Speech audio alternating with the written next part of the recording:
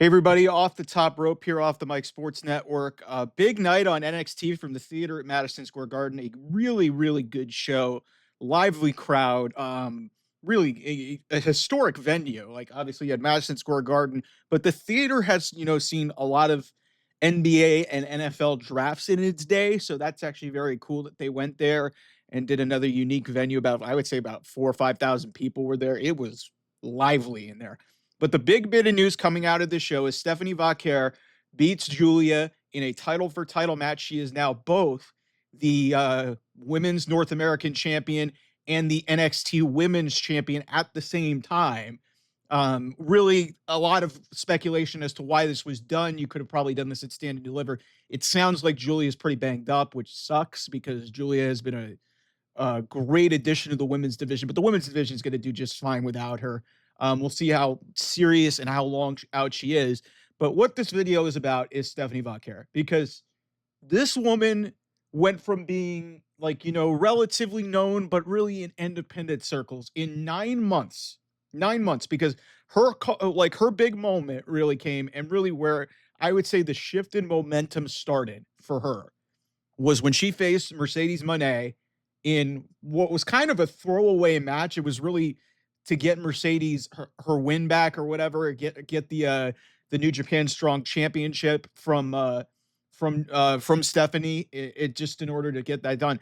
But Stephanie ends up getting incredibly over in that. People booed Mercedes, even though Mercedes was supposed to be the babyface in that match. It led to what is now Mercedes' heel character, which has gotten even worse. And Stephanie has now gone to WWE in 9 months, and she is a double champion at the top of the best women's division in all of professional wrestling. I have continually come on this channel, and I have said to death, and I know there is a legion of Mercedes stands. And, I was a Sasha Banks fan when she was in WWE, but she has gotten immensely exposed for the flaws that she has in her game. And Stephanie, let's be clear, she is Chilean. She doesn't speak very good English, but less is more. And what has happened here in the span of 9 months from the moment that match ended, where Stephanie was kind of an afterthought because Britt Baker comes out, and that's another microcosm of just how bad things are. But through bad booking, bad creative, which is initiated by who the person who's getting paid, Mercedes Mone, Stephanie's become a bigger star. And Mercedes, I understand, has more titles. Like, she's got 4 titles. Stephanie's got 2 in the best women's division in all of professional wrestling. Like, the women's division in NXT is utterly bananas. On the same show, on the same exact show as this match between Julia and Stephanie, you had Jordan Grace facing Roxanne Perez in a rematch from Battleground last year. And those are 2 of the best women's wrestlers in the entire world in NXT. It happened literally an hour before this match happened. So listen, if Mercedes fans want to argue with me and just say, guys, look, I am not arguing in terms of their abilities as, wrestlers. I'm talking about who feels like the bigger deal right now. And Mercedes went in to that match at Forbidden Door with more star power, more gravitas. Stephanie is easily the bigger star right now. Mercedes just feels like, almost like an afterthought. She's trying to make herself feel like this big deal by getting all these wins, but she's not even the most popular woman in her own division. Like, Toni Storm's that. And Toni Storm did the exact same thing that she did. Jumped from, well, not really jumped, but really she was fired from WWE and then went over to AEW, and she had to make something of herself. Mercedes came in with all of this runway, this red carpet, everything. She got the CM Punk treatment right out of the gate. She's got her own creative team, all this other stuff. It has not worked. And, maybe it's a lesson that, hey, you can bet on yourself, but you've got to have the personality, and you have to have the character, and you have to have the ability to handle this type of stuff. And it's very clear that Mercedes has not done that. And there's nobody in that company that's going to tell her otherwise. So, and then whereas you look at it, Stephanie has walked in the door almost immediately. And yeah, obviously this match may have gotten rushed because of an injury to Julia, but she's a double champion in less than a year.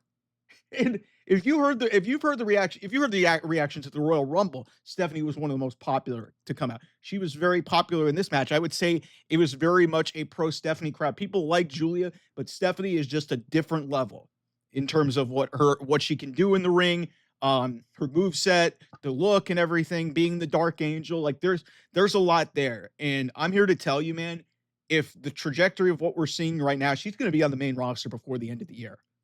She's going to be on the main roster before the end of the year. I think like it just almost feels inevitable that like she could be like a big time star in this division moving forward. And if she's not, I would expect her to be in the Royal Rumble and maybe be a factor and have like a Roxanne Perez type of trajectory to the main roster. Because listen, this women's division is so stacked that she could have this run with both championships, run it out, and then go up to the main roster. And then we already did the Julia match. So Stephanie, they kind of need her on the main roster because there's talent there, but they need new people. And Roxanne's going to be up there. Probably Jordan Grace will be up there at some point because I don't think Jordan really needs to be in NXT for that much longer. But the big overriding point that I have hammered home, and I've said this on multiple videos, like you can see clear as day why WWE decided to not, pursue actively Mercedes Mone, despite push from people in the company who are her friends. They passed on her because they didn't want to give her all the money that she wanted, all of the creative control. She said, okay. They said, okay, go to AEW, get everything handed to you, and do whatever you want. And let's take a look at this. Like everybody's going to fight me in the comments here and basically tell me, yeah, Mercedes has got 4 championships. I'm like, guys, does any of those championships mean anything? Guys, she beat Momo Watanabe. Unless you are a diehard sicko, you do not know who Momo Watanabe is, okay? I've seen a couple of clips of her matches, but I wouldn't be the first to tell you anything I knew about her. And, that was a pay-per-view match. This happened on NXT television, Julia versus Stephanie Vaquer, which is a great women's match in its own right. And this was an awesome match on television.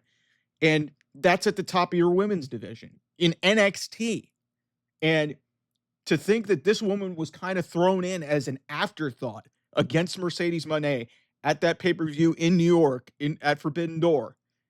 And here we are almost a year later.